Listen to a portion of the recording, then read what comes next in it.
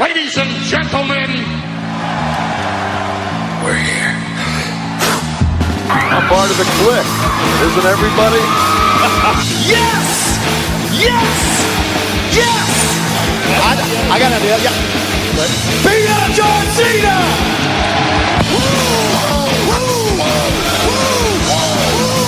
Give me a hell yeah!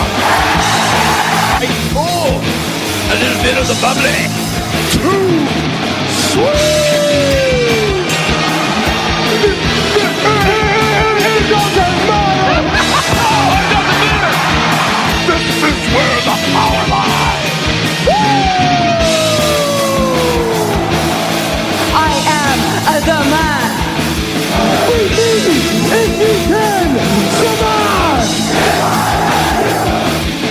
It's showtime, folks! The following episode is scheduled for one fall, and it is for your listening pleasure. This is In The Kliq. What's up, everybody? Baby Huey here, and sitting right next to me is my brother, Tommy. How's it going, Tommy? Good. How you doing? And joining us once again virtually, our good brother from Pro Wrestling 101 on Instagram. It's Richard. How's it going, Richard? It's going swell, guys. How's it going with you? I'm in shock. That's I will cool. say that. Damn it. It was so rad. Hella rad. No, I mean, in all seriousness, man, I'm in shock still with that finish from WWE's TLC tonight. I think we saw Top a murder. to bottom. We saw did. a murder happen. That's what it was. In kayfabe, as Tommy, you tweeted out in kayfabe. No, He died. it's not kayfabe. He's dead. He's dead. We saw a murder. We're We not just gonna see witnessed a him murder again. tonight, folks. Wait, what's it called? Was it Making a Murder, that documentary? Yeah. Is that what that called? So we have a I'm WWE looking edition. at a Dave Meltzer report right now that Netflix is getting in contact with WWE to do another Making a Murder series. I'm down with that. Yeah. He's tweeting it out right now on Observer. Oh my god.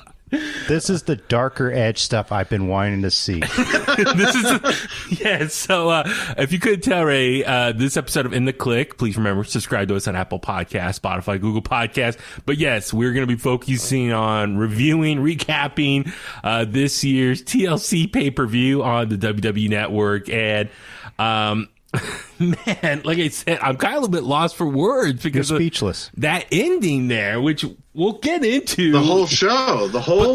It was top notch from top to bottom. Yeah, it you was know. great. It was great. It was amazing in-ring work. The matches were all great. I thought the booking was all awesome as well. And, Terrific booking. and dude, there's so much. Was to talk this about. was this like something that Pat Patterson left behind before he died?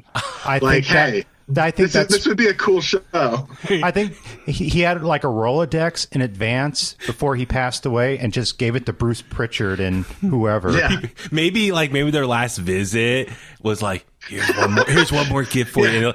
Don't open it until December 20th, the morning of December 20th. Wait till you open it and inside it's like a full scripted pay-per-view. What do we call it when we did it in grade school where we bury something and then we wait at the end of the school year? Time machine or But what's that called? It's a box, Like a scavenger hunt, kind No, of. I mean, yeah. He was like, do not open until X date. That's what it was. Those boxes. But it's called something. I don't remember. Google on your phone. We'll stall as you look it up. But Vamp. But man, what a pay-per-view. It was so good, so much to get into. And that's the thing was like a couple things. One, I really think the second half of 2020 for WWE with their pay-per-views, they've been really hitting it out of the park. If you think about SummerSlam, Clash of Champions, even Hell in a Cell, Survivor Series, TLC, it's all been really good. Let's be fair, though. I mean, they just picked up on the learning curve for the pandemic, so there was a bit of a curve there. But they since they've jumped on board with it, damn. Yeah, it's been fire. And they, no pun intended.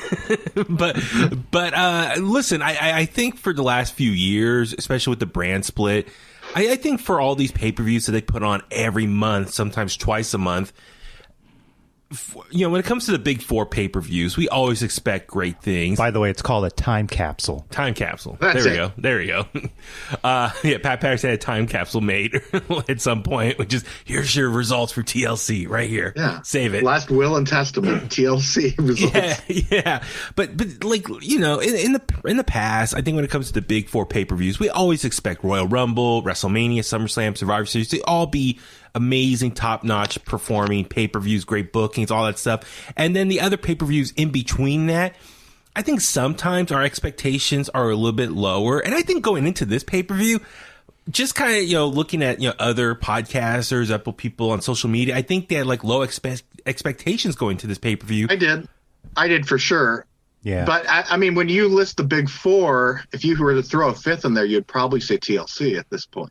Or Money in the Bank. Normally, I mean, because there's such big stakes there. Yeah, with the ladders and everything. But if it was 20 years ago, it would have been King of the Ring. Yeah, exactly. Yeah.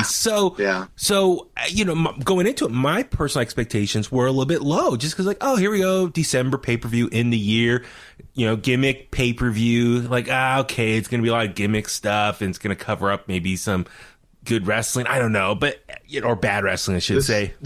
This was very much an Attitude Era pay-per-view. Yeah, I mean, but just this pay-per-view delivered, or over-delivered, I should say, and was just top to bottom very entertaining and a lot of stuff to talk about and break down. Let me just pull up the info right here. But yeah, no, it's Richard. Your general takeaways, and then we'll go down through the card. I was most excited about this show for Asuka and her mystery partner. Okay. Everything else, I was just kind of like, I'll judge it as it goes. Okay. And then the show opens with AJ Styles and Drew McIntyre. And I'm like, no way. Yeah. And I'm thinking, like, why are they showing the video package right now? I'm like, am I early watching the show or something? And like, this is the pre-show? And yeah, that's what I thought too. I didn't see the signature open. Like I got on at probably 4:03. Okay. So like I'm thinking, oh, maybe I'm an hour early and it's starting at 5. Mm-hmm. Nope. We get right into a main event caliber match, and everything else was upper mid card to main event level quality matches. Yeah. Right. Yeah. How about you, Tommy? Like, kind of your initial takeaways? Nothing was bad. Yeah, I agree with Richard. Nothing was bad, so. Yeah, that was the thing. Was so we had the kickoff show. It was announced earlier today. It was a 4-on-4 8-man tag. The good guys, the baby faces versus the heels from Smackdown. Nothing too exciting to report. Big E, Daniel Bryan, Chad Gable, and Otis. I actually caught it, so I was able to watch it. It was taking on King Corbin, Sami Zayn, Cesaro, and Shinsuke Nakamura. It is what it is as far as an 8-man tag. Every person had an opportunity to get in the ring, do a little bit of their stuff. And then ultimately at the very end, it was just, a big cluster, everyone getting their spots in. It was kind of like something left over from Survivor Series. Yeah, exactly. It was a Survivor Series type of match or a house show. Leftovers. Something you'd see at a house show. But ultimately, Big E got the win for his team. He pinned Sami Zayn, which led to what we saw later on in the show. But it was a continuation of what we saw on SmackDown with Sami Zayn doing the Sammy Awards, and Big E was the big winner, and he got pissed. And then Kayla Braxton released the audio of Sami Zayn yelling, which was a play on just current events. Tom Cruise and his big rant a few days ago. Or a decade ago, Christian Bale. Exactly. But yeah, Tom Cruise this week, like literally word for word, or kind of the structure of Sami Zayn's leaked audio was very much similar to what Tom Cruise said this week to his crew filming Mission Impossible 7 and then breaking COVID rules. So it was very goofy. And so, good opening kickoff show just to give everyone an opportunity to be on TV. So, the main show started, and Richard, as you said, I was very shocked too to see the video package for the WWE Championship match. And then sure enough, we saw AJ Styles come out with his bodyguard almost, and, then Drew McIntyre, Drew McIntyre's entrance, I love it. He has the sword still, and I think some ways, someone with the sword, it could look kind of goofy or look too gimmicky, but on him, it looks like just on him it doesn't. A badass. Like, he's still like sword in the stone, puts it reverse sword in stone, I should say, puts it back into the ramp, flames light up. And he comes down to the ring, and the majority of this match was a one-on-one match between AJ and Drew McIntyre. But dude, Richard, AJ bumped his ass off for Drew McIntyre in this match. I'm rewatching it as we speak, and AJ was just sitting on the top rope, and Drew ran over and chopped him, and he rolled over the top to the floor. It was Jesus. Physical as hell. In the beginning, Drew was like laying some hard chops into him that you can hear like very loud chops there. And I not to brag or anything, but we talked to Drew McIntyre a couple of days ago, and I told him like I was excited for. Cheap plug. Go back and listen to the interview with Drew McIntyre in case you missed it. But fourth time this year, I did tell him I should be his manager, and he kind of paused, and I think he said, "Nah, no way, we don't need you." But he did remember me, and But anyway, I told him I was excited for what in-ring chemistry the two of them can have. Drew McIntyre, big, muscular dude. AJ, a little bit shorter, so big man, small man, dynamic in the ring. And AJ Styles is arguably one of the greatest, if not greatest, performer of this generation. So, dude, they're going to knock it out of the park. But yeah, it was awesome. Just AJ, like I said, at one point he was on the top rope and Drew slapped him and he fell over. Yeah. And then, working on the outside, on the table spots. Yeah. And just back in the ring, the calf crusher AJ put on Drew through the ladder. Oh, yes. God. That was great as well. And so, like I said, they were working their ass off, taking all these bumps, especially AJ, made Drew look like $1 million in there as a dominant champion. A big man. The smaller guys playing up to them. Right? Isn't that something? I think it was a Bully Ray, said on Busted Open Radio recently, like, big guys in WWE, you got to be big in the ring. The little guys got to play up to you. Yes. And so we very much saw this dynamic in the ring. So it was so good. Like, and then eventually we saw when it looked like Drew was down and there was an opportunity for Miz to come in. Miz comes running out with the Money in the Bank briefcase and actually tried to cash it in, or did cash it in, I should say. And partly his dumbass, I should say, took forever to climb the ladder. That's the thing with these ladder matches. It's like, come on, if you really want that briefcase or whatever championship at the top, like, hurry your ass up the ladder. But Miz, being a dumbass, took his sweet little time. And ultimately then was it Drew or AJ got back in. And just literally like the last 5 minutes of this match, the drama, right, Tommy, was just so incredible. It was maddening. Yeah. I felt this type of match is what I love. They were doing a ton of damage to each other, but it felt like nothing was set up, It just, felt authentic. And, the match finally was worth the WWE title. Yeah, it definitely...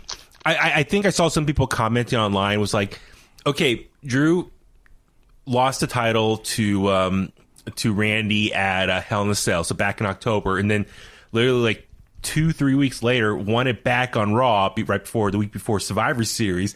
So in some ways, what was the point of him dropping the title for just that short period of time and get it back? But I really think this match helped solidify why he deserves it to be WWE champion. He's a dominant, badass babyface.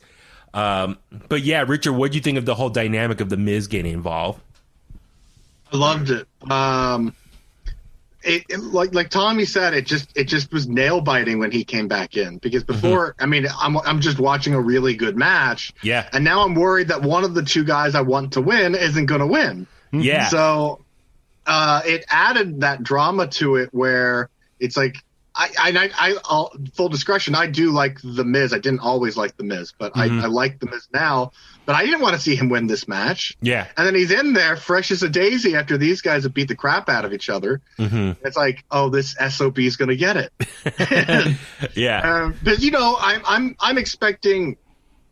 I was expecting Drew to win the match, and AJ to give him a hell of a match. Yeah.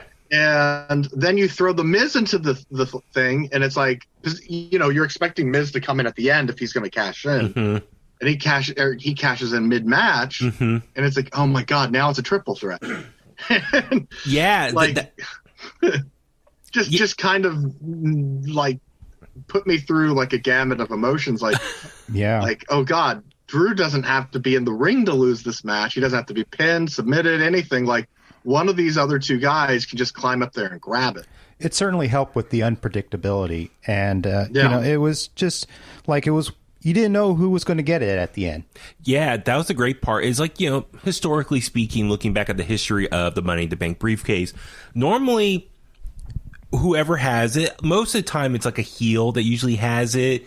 And they always, you know, chicken-esque their way as far as capitalizing on a moment when a babyface champion is down, and it's usually after a match. And so maybe after a champ retains, then they come in while they're beat up, hit their finisher, hit him with a chair or something, and then cash in and then get the 1, 2, 3. So it's very rare for someone with the briefcase to cash in during a match. I mean, we saw Seth Rollins do it, you know, at WrestleMania 5 years ago, which was still one of the greatest moments ever. So for Miz, I give him credit for inserting himself into the match and making it a triple threat. And then ultimately, as you said, Richard, as far as Drew didn't need to be pinned in that point. And if anything, Miz, you know, said going back a couple weeks ago, I think as far as AJ Styles, like, they figure AJ and Miz will work together as long as they get Drew out of the picture, and then one of them becomes champion. Then they feel the other person's easier to defeat than Drew McIntyre. So they brought that whole dynamic into this match. And yeah, it's just, you know, Miz getting involved.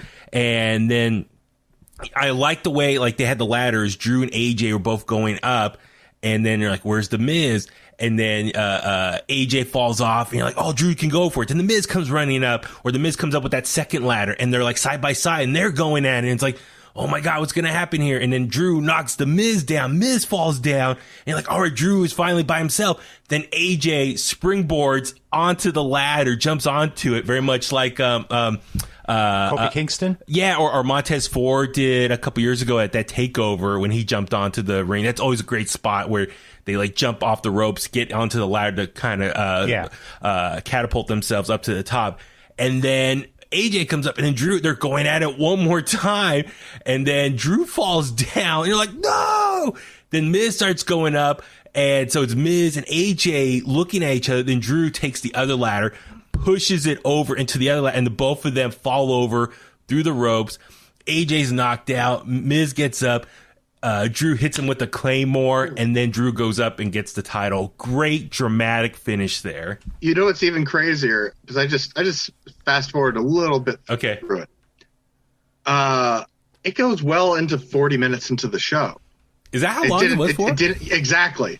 Like that's my point exactly. It didn't feel that long. It felt like it was 20 minutes. It says here on Wikipedia 27 minutes and 5 seconds. So you count like the entrances and the video package. Yeah. So yeah, you're right. About 40 minutes into the show when it wrapped up. So, dude, I mean, just the emotions, Tommy, as you tweeted out earlier. Tommy, you follow Tommy Iron Fist 1982 on Twitter. Tommy had some really good tweets tonight and observations. But yeah, just the emotions, the drama.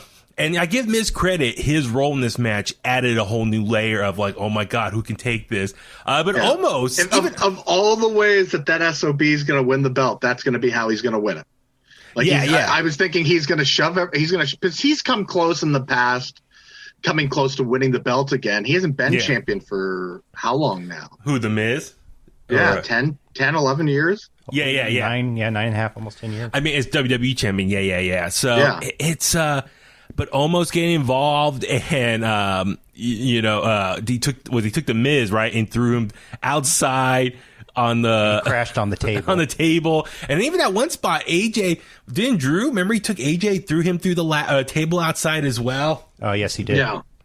So I'm just saying, a lot of great spots here. Almost did a great job as a big man, scary big man enforcer in the match as well. So overall, I was so happy with this match and how it played out.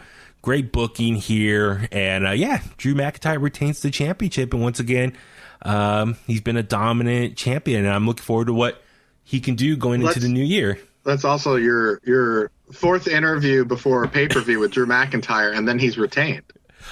He lost the Hell in the Cell one. I was a little, so I'm 3-1. 3-1. 3-1 when he talks to me. I quit the podcast. Damn it! Sorry. He's batting 750 with me.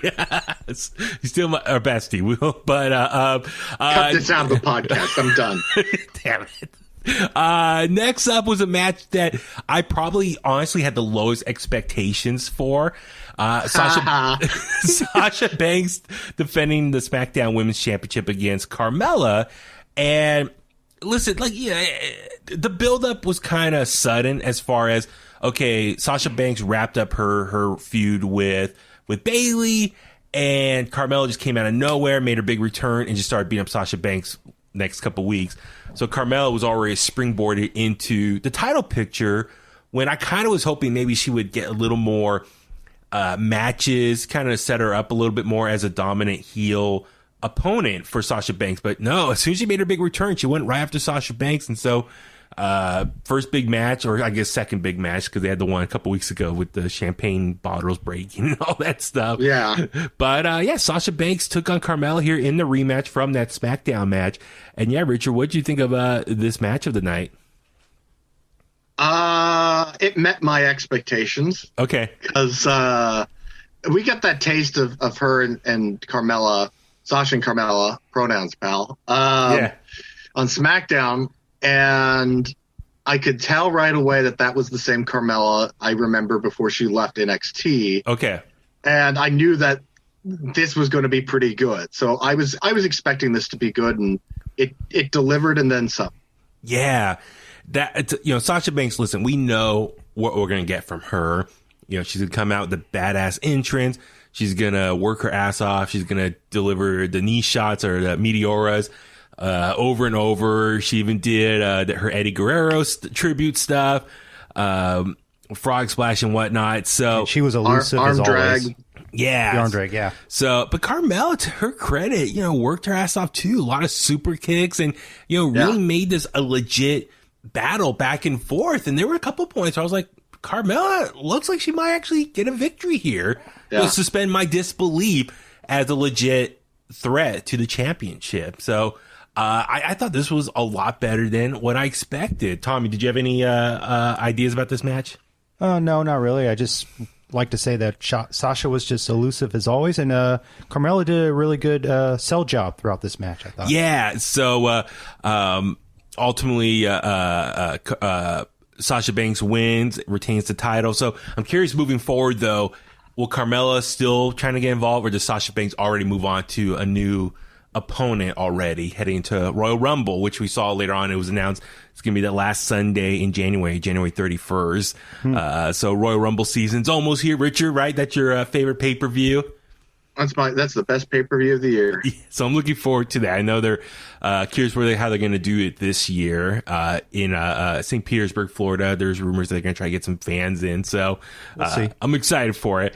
Next up, a match that I was also looking forward to was the Hurt Business taking on New Day for the Raw Tag Team Championships. Richard, you're already wooing. Please tell me what you thought about this one. Over-delivered. Would be an underestimation of what this was. This was really, really good. And when they got the win, it wasn't a surprise. Like they hit that pin, and it's like, yeah, that's how it should have went. You know, like I wasn't expecting a kick out. Like it looked like they were defeated, like fair and square, and just a really good physical match, and evenly matched. Yeah, in every way. Yeah, that's the thing, is like New Day and Hurt Business have great in-ring chemistry as well. I know I keep referring to that, but they really do. I mean, listen, the New Day, 10-time tag team champions, Kofi, former WWE champion, which I'm glad commentators do acknowledge that in this match. They're all pros. Shelton Benjamin, even at this latter point of his career, he's still a badass performer as well. Cedric Alexander. So you're going to get a great pay-per-view quality match, and that's what they did here. And going into this, I was really hoping Hurt Business were going to win and get those championships and really add more gold to their faction and really legitimize the Hurt Business as this dominant force on Monday Night Raw, because I really think they needed that. let me ask you this, based off of what you just said. Do you think that there's something to that because they got hot all of a sudden that the Twitterverse and the WWE universe decided that this was already failed because they didn't win the belts as soon as this got hot? Because I saw a lot of people saying that they're never going to win all the belts and blah, blah, blah, and just complaining. And it's like, give it some time. They can't just, like overnight. All of a sudden, yeah, because they were overnight a hot group. Yeah. Like when they got Cedric, like everyone assumed that this is going to be like the next evolution, but it's like they're building this. Yeah, well, I think, listen, we live in a world, as you said, social media. Now, instant gratification. Yeah, and I think people's attention spans are so short. They want, instant gratification. They want results right away. Where, no, you got to have a little bit of long-form storytelling. Therefore, when things happen, it makes sense at the right time.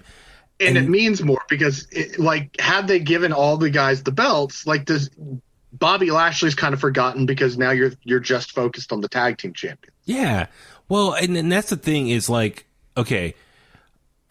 Yeah, as soon as they got hot, they had the great moment on Raw Underground. Remember when they all came in, took their suits off, and just kicked ass? So that was a great way of establishing themselves as not only they'll look professional, but they'll punch you in the face. And then even when Retribution started making appearances, Hurt Business offered their services for a fee. They're almost like hired guns or mercenaries, yeah, offering their services to protect Monday Night Raw. And so we saw them come out and beat up Retribution when Retribution was interfering. So that was good stepping stones to establish them as this dominant force. Okay, now we've done that. Now what's the next step? Okay, they're going to go after gold. First was Bobby Lashley, ultimately getting the U.S. Championship. That was done. And then the next step is the Tag Team Championship. So, yeah, this takes time. You got to pace it out and spread it out a bit. So, yeah. Let it marinate. Well, yeah, exactly. So anyone online who's complaining, they should have won the gold right away. It's like, well, no, because then you blow your load too early. Yeah, look at the Undisputed Era. When they started winning the gold, it was Adam Cole first. Yeah. And then the tag titles and then the North American title. Yeah. Well, actually, if you think about it, it went back and forth for a minute. Remember, Adam Cole won the North American, helped win the tag. They lost those. Then they had to start back over, and they said, we have this prophecy that we want to fulfill. And then they took their time, each one capturing the belt.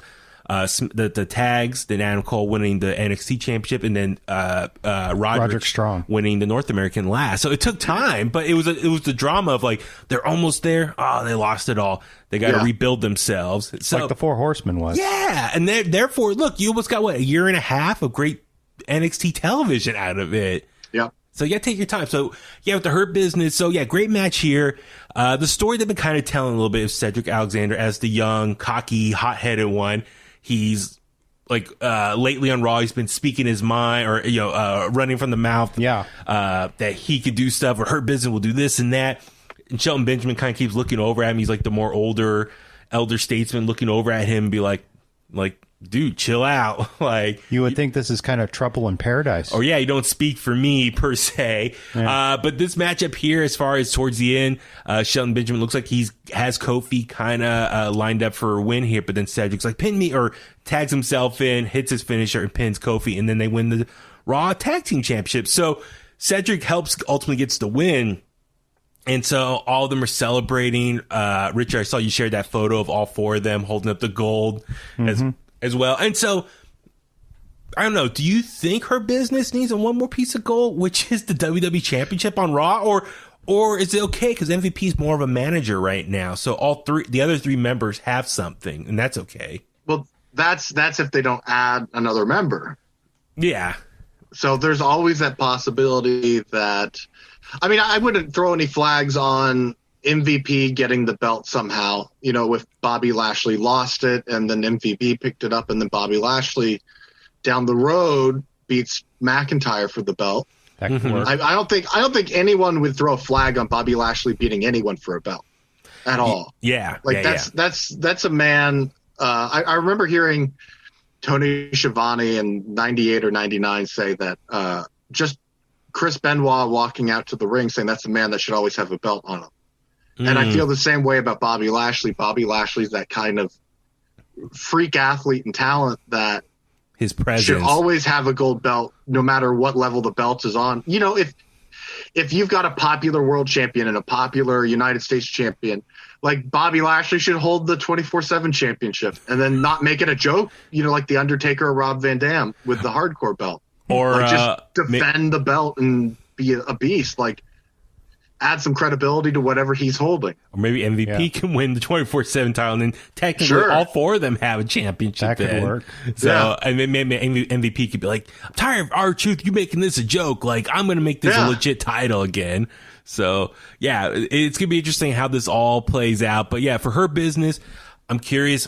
Okay, they all have gold now. It reestablishes them. Outside of Drew McIntyre, they're the dominant force on Raw now, ideally on paper.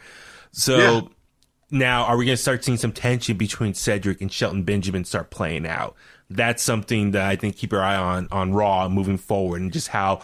And I like it's been very subtle as far as Shelton just looking over at him and just, and then he goes back into celebrate mode. So, you know, it's very subtle. It's not like hitting it in your face. I think part of that is more so Shelton being awkward or uncomfortable on a microphone. So he's used to just staring and looking and nothing happening. Yeah, that's always been, from what I've heard, the holdback with Shelton is his mic skills. So because he can do literally anything else. So it might just be a quirky kind of funny thing. I think it's character building, if anything. Yeah. But I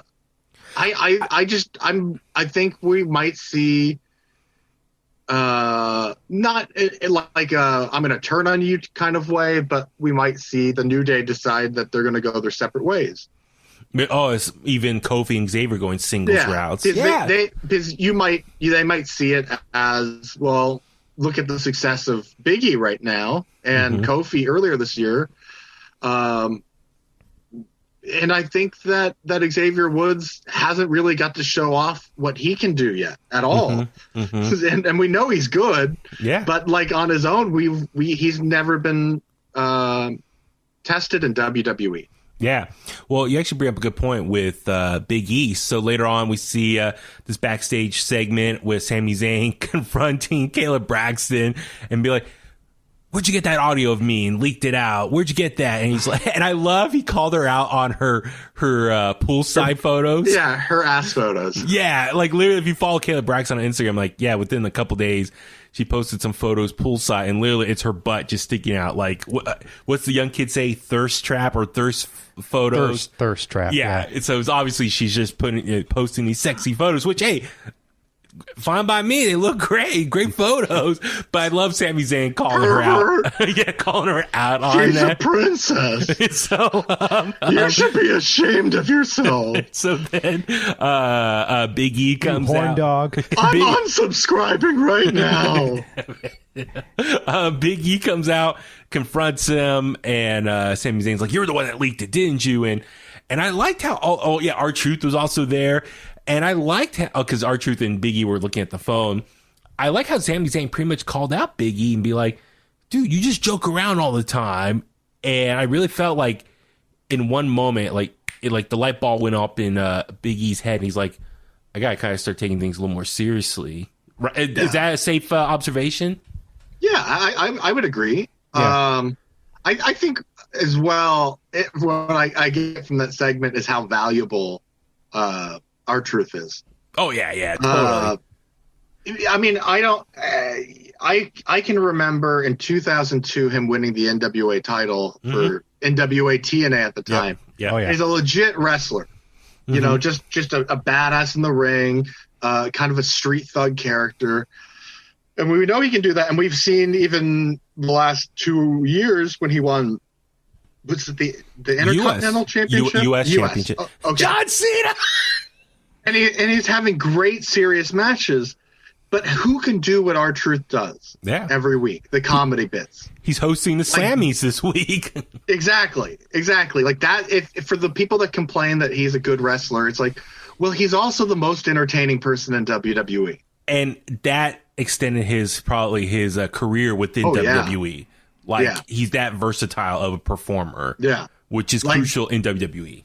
Until they find someone that is as entertaining or more than he is, then he's going to be in that role. And it's a good role to have. Especially, he is older. I mean, guys, you just said 2002, he was winning matches. So 18 years later, he's an older man. So for him to take less bumps, but still be on TV, I'm fine with that. And I think he was an enhancement guy in like 97, 96 for WWE. Wow. So he's been with the company. And he was on in and WCW too towards the end. Yeah, that's with, right. With Master P's stable. That's right. Yeah, with rap is crap, with Kurt Hennig and the West Texas Rednecks. Thank you. Oh my God, we're dropping so much knowledge right now. Yeah. Barry Windham, Kendall Windham Jr., Kurt Hennig, Bobby Duncan Jr. Oh yeah, may he rest in peace. Yeah. So listen, for her business, happy for them.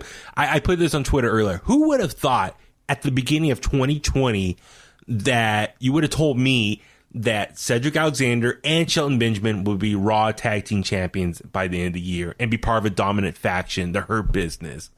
Every year I think a lot of people like to do predictions for the following year for wrestling. That was one no one could have predicted. So whoever came we also learned something off of the show. Did you pick up on that? That Billie Kay can speak Japanese, apparently. Yeah, so let's talk about that. She's really good at making masks. Yeah, so I just say with the Hurt Business, congrats to them. Awesome for them. And looking forward what they do next with the rest of this year. And Richard, as you just brought it up, going into this pay-per-view was a big question. Who's going to be Asuka's tag team partner? It was a big mystery. And Billie Kay went up to Asuka with her headshot and her resume and, pleaded her case why she should be Asuka's tag team partner. But yeah, as you said, I laughed too when she says, I speak Japanese, and Asuka starts speaking Japanese, and Billie Kay's like, yeah. And Asuka's like, and she also had her own fake mask made out of like a paper plate. It was like a pie tin. Yeah. So that was funny. And then ultimately Asuka's like, I guess you didn't understand what I said, but the position has been filled. So it was like, ooh, who's gonna be the partner now? The plot thickens. Yeah. So I mean, Richard, I know you put up on Instagram the other day, you asked people to predict who could it be, and there was a lot of different possibilities. There was, Io Shirai, Kairi Sane, Billie Kay, Peyton Royce, Dana Brooke, Mandy Rose. So there was a lot of people that were people were anticipating. A lot of speculation. But yeah, the other one was Charlotte Flair, because she's been gone. I can't believe it's been almost 6 months now. And then sure enough, so the match starts. Nia Jax, Shayna Baszler comes out, the current women's tag team champions, and Asuka comes out. And I love she just points to the ramp, and then boom, Charlotte Flair's music hits, and the queen is back, Charlotte Flair. And Richard, kind of your initial observations, takeaways from Charlotte's in-ring return. Well, she looked phenomenal. Yeah. Sharp as a thumbtack, I said. Yeah, had not missed a beat. Just damn. I was very happy because she's my favorite women's wrestler, probably. Yeah, I was just gonna say I text you guys this. I think she just looked really well rested, refreshed, and obviously you've been gone for 6 months, and she's probably just been resting. I know she had some surgery. It was reported some surgery procedure done earlier in the summer. So between all that and just probably resting, because she's been putting her body on the line for the company for over 5-6 years now. Yeah. Working nonstop. To her credit, regardless of heel or babyface, she's been very loyal to the company, working her ass off. So an absolute workhorse. So I think this time away from WWE was probably really good for her, just to heal up her body. She filmed something too, didn't she? I think, Rick was saying, she was doing some acting stuff as well. I don't know how much of it with the pandemic, but I know Ric Flair did mention that too. So nonetheless, she just looked well rested. When you're away for something, you have an opportunity to miss it. collect yourself, rest your body, heal up. She was able to spend a lot of time, looks like, with Andrade that we see on social media. So her coming back, she just looked amazing. And as you said, she looked hot, Danny. Yes, she looked hot. Being professional with now trying to beat around the bush. Trust me, I'm being professional. She's the slay queen, as they say. Yeah. Wow. No, but no, she looked great in the ring. Like Tommy, you said she didn't miss a step, right? I said, sharp as a thumbtack. Yeah, so great match here. I mean, come on, you got Asuka, as well. And so I just love the whole back and forth between all the ladies here. And then ultimately, Asuka and Charlotte Flair win, and they're now the new women's tag team champions. Dude, that's awesome. Asuka, I think I saw online, she is 4-0 now at TLC. Every TLC, every year, she wins. So, dude, she's money now. Mm-hmm. And now she's a 2-belt champion. So she has the Raw championship, and she's one half of this women's tag team champion. Of course, Ric Flair was there backstage. That was cool, seeing Ric Flair in the gorilla position. So, so she's a 2-belt champion currently, which I think people wanted to see. Was she ever 2 belts with Kairi Sane? No, I don't think so. But so yeah, and then also Charlotte Flair, they said on Twitter, she's a Grand Slam champion now. So she's won Raw, SmackDown, NXT, and Women's Tag. So and Diva. Oh, Diva, that's right. Yeah. Oh yeah, she was one of the last Diva champions. I think it was the last one. Yeah. They swapped it over at WrestleMania 32 in Dallas. They did the presentation. Yeah. Oh yeah. So congrats to both of them. Big accomplishment. So, okay, Richard, where do they go from here? I anticipate Charlotte's probably going to go heel again. I would think something's going to happen. Maybe they lose the titles, turns on Asuka, and will this lead to a WrestleMania match? I think probably spot on. I'm going to say that they're probably going to lose the belts back to Shayna and Nia. Mm-hmm.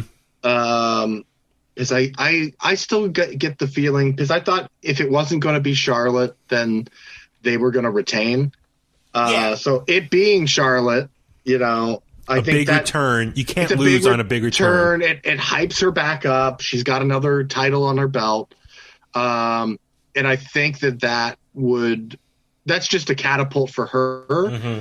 And then it means more for Shayna and Nia to beat 2 solo acts like that. And here's the thing. Keep in mind, the women's tag championships, they can go on any brand. So theoretically, Asuka and Charlotte can show up on SmackDown. So you get that star power for the ratings bump, whatnot. Nia Jax, Shayna Baszler, now that they're no longer champions, maybe they can start feuding with each other, even though they're kind of both heels right now. But now you kind of free them up to be potential heels for other people, other fresh matchups there. I think you're just going to have to see a turn from Charlotte at some point, because Asuka doesn't speak English. Yeah. So I don't think you're not going to get like a feud out of that. You're going to get like a split, a swerve that leads to a big match. Mm-hmm, mm-hmm. Yeah, we're probably going to get a rematch like at WrestleMania, like we saw 2 years ago. Yeah, it was in New Orleans. Which was like 9 minutes, and it was the best match, one of the best matches on that show. Right, yeah, we were there. We were there for that one. Yeah, God, that was such a good match. Yeah. So I'm looking forward to it. Happy for Charlotte to be back. I think the Raw women's roster really needed a bump as far as just star power and fresh matchups. And quality storytelling. Yeah, storytelling as well. But I'm kind of curious, though. We're like Rhea Ripley, on NXT. A lot of people thought she was going to be bumped up to Raw or SmackDown. So yeah, I actually thought Rhea Ripley was going to be the mystery partner. I think with NXT at the moment, half of those women are injured right now, so they need all the women's star power that they can get. And it looks like she's entering a new thing with Toni Storm and also with Raquel Gonzalez. So Rhea Ripley's busy, and I think keep her on NXT. Io Shirai. They got a great thing going there. The longer you're in NXT, the better cooked you are when you come to the main roster. Exactly. Oh yeah, absolutely. Next up was a match that we were all very excited to watch, and they over-delivered as well. So Universal Championship on the line. It was Roman Reigns, the champion, taking on Kevin Owens. Oh man, Richard, this show went by so quick. Like when that came on, I'm thinking, wait, there's like another 2 hours to the show, isn't there? And it's like, oh God, it's already, what was it, 6 or 7? 6. Yeah. It was 6 o'clock when that started. Flew quick. Yeah. Yeah. It was, almost a 25-minute match itself. I'm just looking it up right now. But, God, I mean, like the story going into it, as we saw on SmackDown, like Jey Uso and Roman Reigns beat down Kevin Owens, left him with like tables and chairs and all on top of him. That was a ECW styled match if I've ever seen one. Yes. There was so much chaos and violence. Like, shit, there wasn't any real moves for the first 20 minutes. It was just violence and brawling and the intensity was there. Yeah, that was a brawl. That wasn't a wrestling match. That was just a great wrestling brawl. The whole thing. Yeah. I was surprised that Kevin didn't run over and clock Heyman. Yeah, like I wish he did. And I was almost expecting Jimmy Uso to come out and cost him. So that's the thing. I'm curious when Jimmy's going to make his official return, all healed up, and then what role will he play in that whole the family dynamic head of the table thing, and will he be another like henchman for Roman Reigns? And then Roman will be that much more powerful because he has both his twin cousins working for him and being dominant and really protecting him as champion. So that's yet to be seen. But this match here, Richard, I mean, you texted us a great observation just about Kevin Owens and just this matchup here and just how he performed. No, I said. Or you said that? Yeah. No, but you said this is the Kevin Owens we've been missing. Oh, yeah, right. Yeah. This is, I mean, we haven't really seen a Kevin Owens to be excited about since Daniel Bryan's return, and even then that was about Daniel Bryan and not Kevin Owens. Yeah, I was trying to remember the timeline because I remember Kevin was gone for a bit. Remember he had the double knee surgery, and then he came back and he was kind of floundering. I remember, right? Like he was trying to be heel. Yeah, and then he started being the more babyface. He had the thing with Seth at WrestleMania, but he's just been kind of like there. He's just been existing. Lower middle card existence. Yeah, and which is not a bad spot per se as far as you're working and being seen. But you're not doing anything. Nothing memorable, You could say the same for Nakamura, but he's had a belt around his waist almost the entire time he's been on the main roster. Exactly. So it's like, on paper, it looks like, well, Nakamura could do so much more. It's like, Nakamura's been champion like the entire time he's been on the main roster. Yeah. And like with Kevin, he hasn't. Like he was the second Universal Champion, and what since, like I think the most that was people 4 years ago now. Yeah, I think the most people have talked about Kevin Owens is the documentary that they did where Vince was disappointed. Yeah, I saw something. Was it on a network or a clip online?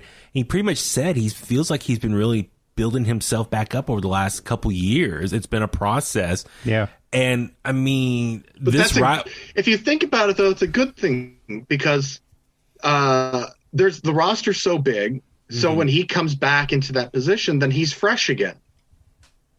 So he can jump into a position where they know he can already deliver because he's done that.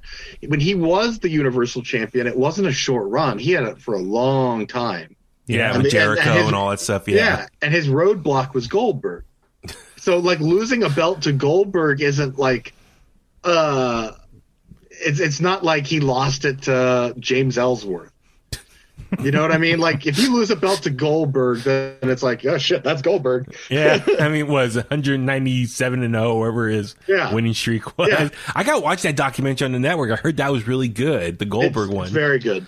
Dude, like they've been putting out some good stuff on the network. I mean, Stone Cold's latest couple episodes of the Broken Skull session, the Goldberg thing. We were talking about right before we started recording. I am so stoked for this WWE Icons, is it called? Yeah, Icons. Which looks like it's their kind of spin on like a Dark Side of the Ring. Or Behind the Music type of Yeah, Behind the Music, couldn't it? Yeah. But no, also Dark Side of the Ring as well. So it's their own version of that. Yeah, and I have no problem with that because, like, quite frankly, when Dark Side of the Ring's done, I want more. So, like, if I can get more over there, then Sure. Oh, in the Dark Side of the Ring, they can't cover everyone. They just don't have the budget to do with that. I mean, who knows? I mean, if it's successful enough, they can last for seasons and years to come. But yeah, I mean, they can't reach or cover every single person. So if WWE wants to do their own stuff, obviously it's WWE's version, and they're going to control the narrative and the history of this person's career. And they want to choose the people they want to pick to talk about this certain wrestler. Yeah, and so actually, on a side note, like I know, Georgia, Davey Boy Smith's daughter, British Bulldog's daughter, she was posting stuff on Instagram that they were at their house. Their dude was at their house last month filming a bunch of stuff. So, yeah, this is something they've been working on the last couple months, and they're editing probably as we speak, and it looks like it's going to debut end of January. So I'm looking forward to it.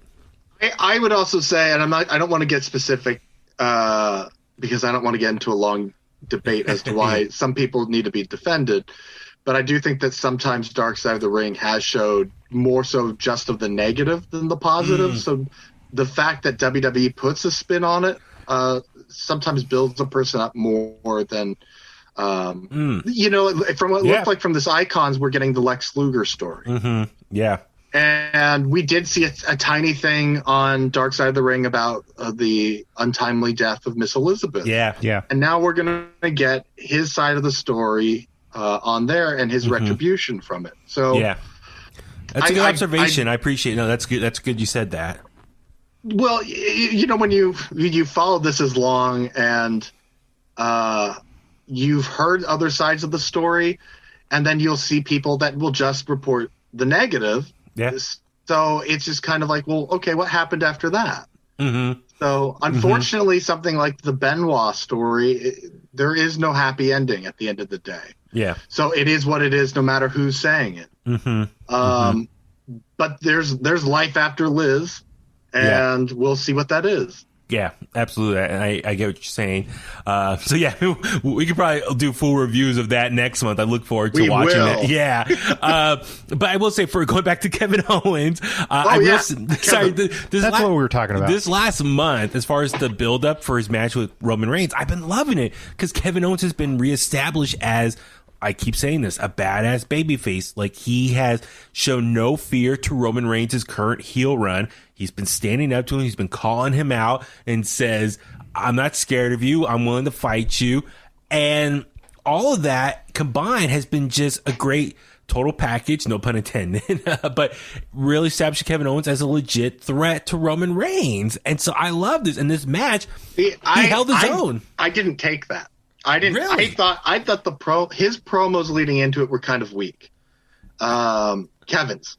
I just wasn't buying it, and it might just be his style of delivery, and that he's a babyface when I see him as a heel. But his physicality within the match, there was probably the last 5, 6, 7 minutes of that match. I'm thinking, oh my god, he's gonna get it. Yeah. Like when that last spot before Roman started climbing and Jay started climbing on top of him, I was thinking there's that table behind him. I thought he was going to knock Jay through the table and then grab the belt. Yeah. And then Roman just came out of nowhere like Brock does. Just really well done. Yeah, Jay Uso, God damn it. I know it was a no DQ match because it's TLC, but that little mother effer kept just weaseling his way in there, getting involved. Literally, Kevin Owens, it was a 2-on-1 match to his credit. So even though he lost, he still looked strong as far as he was taking on two guys the whole time. And that's even, when I talked to Drew McIntyre the other day, reflecting on that Survivor Series match, he said, here we go again. Sorry, let me pick up that name I just dropped. But I'm just saying, he brought it up. He's like, Survivor Series match, even though he lost, he did say it was pretty much 2-on-1. And so he does look forward to having a rematch with Roman at some point. But yeah, no, Tommy, what were some takeaways for you? I said this comparison, and you probably didn't agree with me on this one, was I wanted to think that Kevin Owens is to Roman Reigns what Mick Foley was to The Rock like over 20 years ago.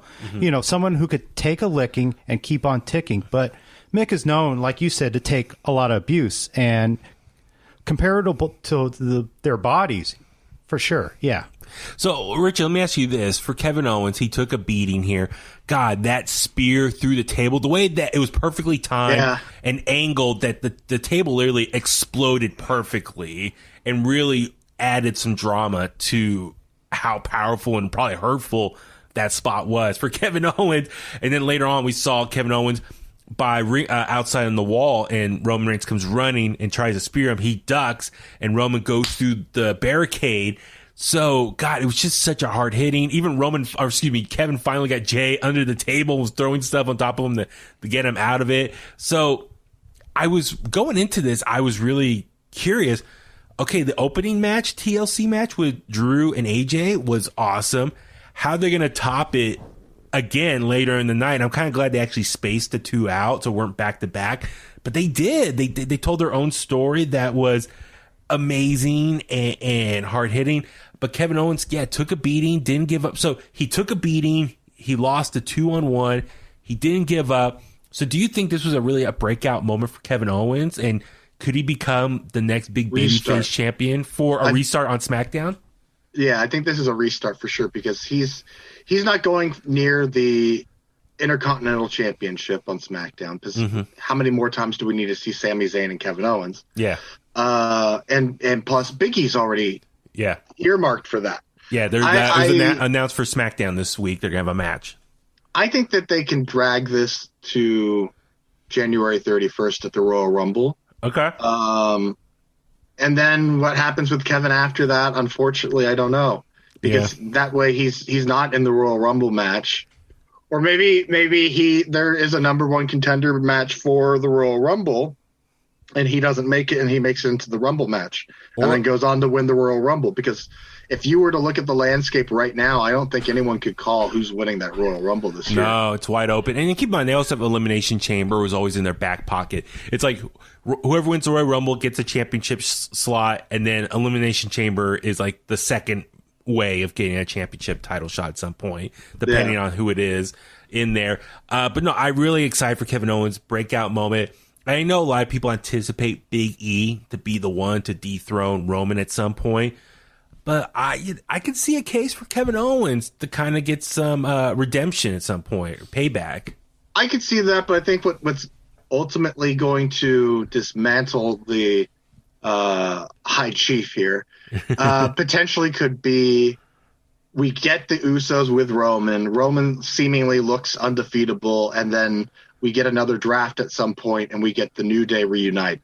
And that's Big E's crowning achievement, much like how when Kofi won the belt, we got Big E and Xavier lifting Kofi on their shoulders.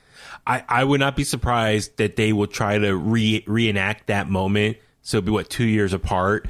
So if Big E wins Universal Championship, Kofi and Xavier come out and lift him up and then reenact what happened to Kofi 2 years prior. So I could totally see them want to go for that feel-good moment as well. So I think Kevin Owens right now, he's in a good spot. I'm happy for him, and I want him to kind of stay dominant. Even though he lost here, he still looked very strong. So SmackDown, dude, they got some great things going. All right, last but not least. So with that being said, when Roman Reigns and Kevin Owens match started happening, a lot of people on Twitter were like, oh my God, the or how they call it? It was the Firefly Inferno match. That was going to be the main event here. And I'm like, all right. And then I saw some people tweet out, I guess it was filmed earlier in the day, which makes sense. Be safe. You're going to be playing with fire. You gotta pre-record it, make sure it's edited properly and whatnot. So yeah, Randy Orton taking on Bray Wyatt here. On top of that, before the main event, they did show all the wreckage of the main event, and then all of a sudden there's this pyro match. So, they cleaned up the pretty fact fast. that people are pointing out that it was recorded earlier in the day. No, duh. The announcers' desks were gone. There was just piles of everything everywhere, and then all of a sudden it's clean. Yeah. And it's like that, 5 minutes later, one video package, and they're boom, they're ready. They send 40 people out to clean it up? Actually, it was Kevin Owens, after Roman went through the barricade, And I looked over, you see the ref like grabbing stuff and he throws it under the ring. I was like, really? Why you throw it under there? I guess, I don't know, get it out of sight. But it's like, I kind of like you leave it in the ring, kind of adds more to the setting, the destruction. But, all right. So this main event here, Randy Orton taking on Bray Wyatt. Inferno match. We grew up with Inferno matches as far as the first one, Undertaker versus Kane at, you said it was Unforgiven, I think it was, Richard. So Unforgiven 98. So we've seen how these matches played out over the years, especially in the early 2000s and stuff. So going into this, I was like, okay, when Kane and Undertaker did theirs, the very first one, Kane ultimately lost because his glove, the hand that's covered the glove and the long sleeve, that was ultimately lit on fire. We saw like the gel on it, the protective gel, and lit on fire. So going into this, I was like, okay, even though this is an Inferno match, you would think Bray Wyatt would be at the advantage because he's the monster. He's the one that could do some crazy stuff and get Randy on fire. And plus, Randy doesn't have, like, normally he just wears tights. He doesn't have any extra accessories on him that could be set on fire. Bray, as the Fiend, he has gloves, he has pants, all this stuff. The hair, the long hair. The mask, he has all this stuff on him that could potentially be set on fire. So going into this, I was like, Bray Wyatt's probably going to lose here because he has more stuff that could catch on fire. But then shocking for me, I was surprised Randy Orton comes out with pants on and a hoodie. So I'm like, oh man, he could potentially, he has now item or garments on him that could catch on fire. But, yeah, this match here, when it started, we didn't see no fire at first. And a lot of people on Twitter were like, where's the fire? And then finally, later in the match, when I think was it when the Fiend hit like a big spot, all of a sudden, the entire Thunderdome erupted. Like, explosion. Like a Japanese death match. Everything just like blew up. Yeah. So it was awesome. So yeah, no, Richard, what were kind of some of your observations from this match here? I enjoyed it. I think once the fire got started, I was pumped for it. It was just kind of like, what the hell is this? Yeah. I'm a fire starter. Yeah, there's it's a prodigy going. There's no way to do that without the pandemic. So yeah, like otherwise it's in a warehouse and it looks like crap. But yeah, I thought it was very entertaining. Even the end I thought was funny. I'm sure people are butchering it, but I don't care. I liked it. I thought it was fun. Well, the thing is, so once how many times did they put the Undertaker in a casket and burn the casket? Or buried him alive. And I mean, that's the thing. If the Attitude Era was today, people would be pissing themselves and complaining on Twitter so much. Yeah, but I mean, like everyone's the majority of people that complain that want the Attitude Era back, they give you the Attitude Era and they complain. Yeah. So when the fire started going off, it was cool. They have like whatever set up and around like the barricade. So in between the barricade and like the first set of monitors for the Thunderdome crowd. And then like they had like these poles, it looks like, that, light up as well. So not only you get the fire light up around the barricade, but then these extra set of poles that have like fire going upward. So it made for this really cool effect that honestly blows away that first Inferno match with Taker and Undertaker. That makes it look like such child's play as far as the presentation goes. So the fire lights up. It was awesome. Like, whoa. Like, and then, we see them battling out. It's pretty much just a brawl. It's not a traditional match here. And they're really trying to push each other to the outside, to the barricade, trying to light the other person on fire. Decent match as far as two of them going at it. Grudge match, if you want to call it that. And then ultimately, Randy Orton, pushes Bray by the ramp onto where there was fire over there, and the back of the Fiend lights up, and Randy goes into the ring, and it was cool. Like the Fiend stood there and just like kind of let his whole body get engulfed with flames, and then he started running into the ring. Like a great visual there, right? Yeah, that was like, you remember the end of Gremlins? Yeah. Oh, yeah. Or the like Thing. That. Remember The Thing with Kurt Russell, right? Yeah, The Thing. Oh, yeah. Like, you stupid that was son such of a cool visual. You're thinking Jaws, man. He's like, no, he's like, well, F you too. Yeah, that's right. Sorry. I think visually, I think this was a visually stunning match. I mean, I'm sure that they got probably thousands of great photos out of this match. Already on Twitter, like I was trying to save some of them already. It was like awesome. Just ridiculous. I mean, I liked it. I thought the end was really great in terms of it being Attitude Era-esque. Yeah. How about you, Tommy? What were you thinking? Kind of some of your observations from this?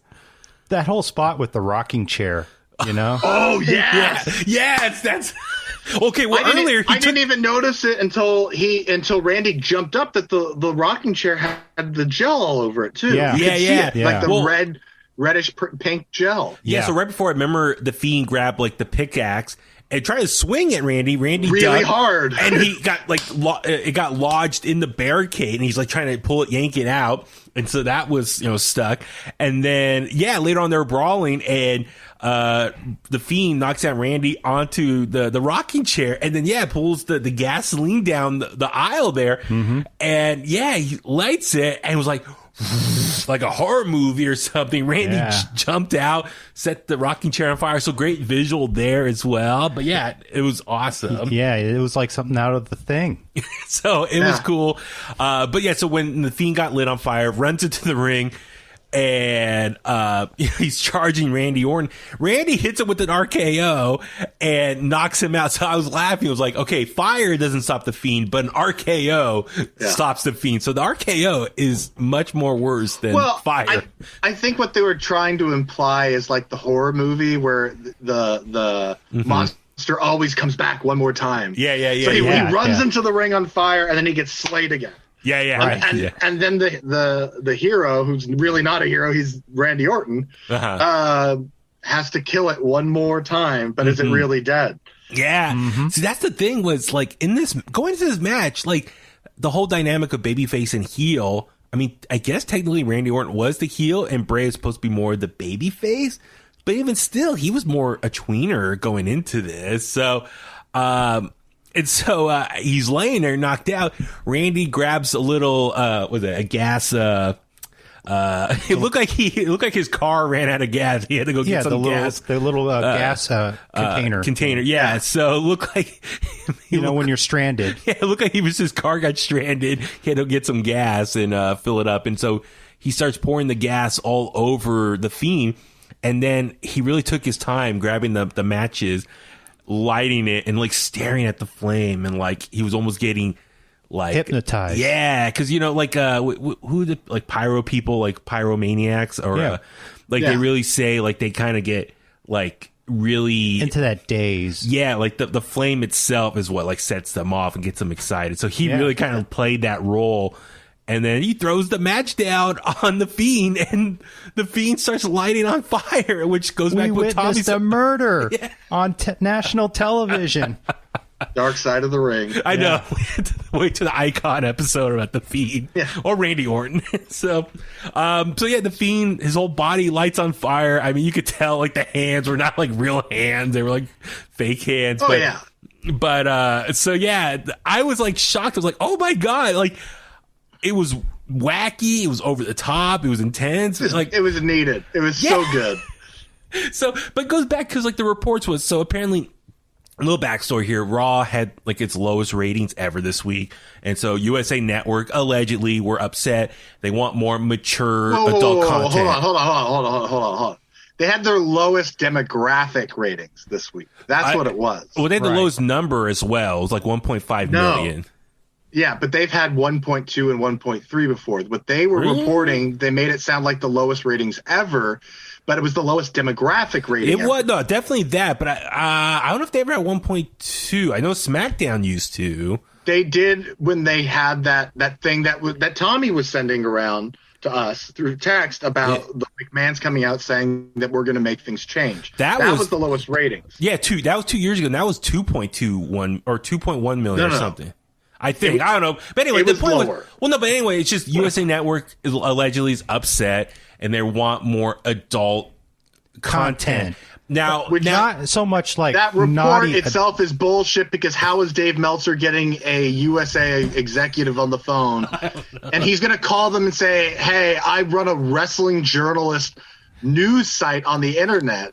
Can you tell me your feelings towards the rumored low ratings? Like, Well, that's, come on. When you break it down like that, realistically, it's bullshit. Yeah. Well, It's I guess him spinning crap, and that's what he does. Well, he makes up bullshit that people react to. Well, I guess what I'm getting at is, regardless of all that, it's like, okay, how does WWE go about more mature stuff? Like, what's the definition of that? Is it more sex TNA? Is it more aggressive violence, like what we've seen with Roman's doing? Got that this year. Like, Yeah. do you remember the Lana, Bobby Lashley, Rusev storyline earlier this year? The scandal. Yeah. They gave the audience that, and they shit on it, but then all of their numbers everywhere popped up. So that, yes. Yeah. Like, and the YouTube numbers were insane for that video. Yeah. Like, the anti-WWE people want a voice, but they don't watch it. So, like, you don't cater to them, because F them. Like, they don't matter. If you're not watching the show, you don't matter. It's like people that complain about politics, but they don't vote. Yeah. Like, they're the same crap people that want to have their opinion heard, even though they don't view it. Thank you, Richard. You are the voice of reasoning. He just cut a promo on the entire wrestling community, internet wrestling community. God damn. But nonetheless, Because they're wrong. So this match, the way it ended, yes, while it was a shocker, over the top, I enjoyed it. I was like, whoa, that's something different we haven't seen before. And how they're going to follow this up. Randy Orton, is he going to be on the run now from the cops? Like, he's going to be a wanted man. He's a fugitive now. A wanted man. Someone should Photoshop his face onto Harrison Ford from The Fugitive. Well, yeah. Every time someone's done something like this to Bray Wyatt, he's always come back with something creepy. And more stronger. Oh, yeah. So, whoa, do you think The Fiend's done? I don't think it's done. I think it's going to evolve. Okay, and where was Alexa Bliss? Alexa Bliss wasn't there. She's yet. on vacation. She publicly said, like, everyone chill out. I put on like a notice for vacation to be home for Christmas. Oh, okay, like months ago, so it's nothing. Okay, but she's probably with her boyfriend, Ryan Cabrera. I think it'd be Cabrera. Damn it. I think it'd be kind of cool if he popped back up with something new, a different outfit, burnt clothes, but first showed up with the burnt clothes and the burnt mask and everything. Okay. And just keep evolving this thing, because he has, or there has been things said that this is the Fiend is a phase in the evolution of where this goes, because Bray had the character in NXT years ago when he went back and found what he wanted to do after Husky. He's had this planned out for like the Fiend was planned out in NXT. Interesting. When he was there, and it was just a matter of like not everything, because the Fiend did originally when he came back, he was attacking his own character. Yeah. In terms of being fat or tiresome promos or whatever. Then getting revenge against people who beat him before when he was just Bray Wyatt. So he was getting revenge. So it was like, and that's why all the faces were behind him crossed off. He was one by one going after everyone. Yeah. Bray Wyatt is the WWE's Freddy Krueger. He's going to keep coming back and keep evolving, and it's going to get nastier and weirder and bigger every time. Great observation. Or like Kevin Sullivan. Or I was going to say like Jason, Friday the 13th. As far as he keeps evolving. Michael Myers, Halloween. The mask might change a little bit here and there. The outfits might change a little bit here and there, and then it's going to get to a point where you never know which one you're going to get. Yeah, he's gonna have so many gimmicks or personalities. We haven't seen standard Bray Wyatt since the WrestleMania montage match he had with Cena this year. We've gotten this Mr. Rogers creepy Bray Wyatt, and we've gotten the Fiend. So it's like you've already got three characters. Or the swamp match too, a little bit of him there. With Braun. And we haven't got the Swamp original. Bray Wyatt in forever. We haven't got the Butcher Shop Bray Wyatt in forever. So it's a really interesting character because you never know what you're going to get with it. Yeah. So the only comparison to the Undertaker is the character doesn't die. It just comes back and evolves. Stronger. Right. Yeah. Better. It's like remember was it Halloween 4 where was it Halloween or was it Friday the 13th where they were just drop it on me, I'll tell you. Okay, so they were at the cemetery and there was like a pole, like a metal rod, and it became like a lightning rod. The lightning hit it, and the lightning rod was in the grave, and it jolted. Was it Jason? Then he got jolted, and they revived him. It woke him up. Like Frankenstein. So like Frankenstein. They took the body to the morgue, and then it woke up at the morgue, right? Yeah. Was that Michael Myers? Where he was at the morgue? No, that was Friday the 13th. God, we're getting all these crossovers. We should do I remember Friday the 13th. It was the one in the hospital. Yeah, it was. Okay. It was part 3 or part 2? But I just remember it's just the cemetery. The lightning rod was in the body or in the casket. The lightning struck it and rejuvenated the body. And I don't know if it was Jason who then comes out. Right. So great scene. So anyway, will the Fiend get electrocuted and wake up again, get alive again like a zombie? I don't know, but yeah, there's so much layers to that. It's gonna be awesome. Comes back stronger. So I'm definitely gonna want to tune in to Raw and SmackDown so we can see the fallout from all this, and we'll of course talk about it as well. But no, TLC hit it out of the park. Literally all their bodies. I think it was the best pandemic show of the year. I was gonna say, I saw some people on Twitter said this might be the best pay-per-view of the year. I mean, we did have the Royal Rumble. Oh yeah. The pandemic. I'm saying in terms of the pandemic, this was. I mean, it went by like that for me. Yeah. It was so quick. Yeah. It left me wanting more, and then afterwards, I'm thinking to myself, I wouldn't mind rematches on this entire show. Well, maybe next week or something, we could do an end of the year review of everything as a bonus episode, and just I know this might be a little recency bias in our heads, but reflect on the best pay-per-views from the pandemic era and rank them or something like that. So a lot of fun here, but dude, awesome pay-per-view. Thank you. Bravo WWE for hitting it out the park. Bravo. Yes, absolutely. So, all right, golf clap. Yeah. Let's start wrapping things up. Richard, where can all the Kliqsters find you online? You can find me at Pro Wrestling 101 on Instagram and nowhere else. But give Bounty Hunter Brothers a follow. They are open for the show. They are on Instagram, Facebook, and Twitter.